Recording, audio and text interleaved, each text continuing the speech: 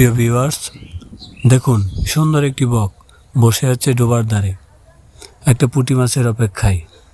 পেল কি সে একটা পুঁটি মাছ? দেখা পাবে কি পুঁটি মাছের? জানতে হলে ভিডিওটি শেষ পর্যন্ত দেখুন। আর যারা আমার মতো প্রকৃতি প্রেমী এবং প্রকৃতি দেখতে ভালোবাসেন তারা আমার এই চ্যানেলটিকে সাবস্ক্রাইব করে রাখুন। আর আমার এই ভিডিওটি ভালো লাগলে লাইক, কমেন্টস এবং শেয়ার করবেন। দেখতে থাকুন আমার এই ভিডিওটি। ধন্যবাদ সবাইকে।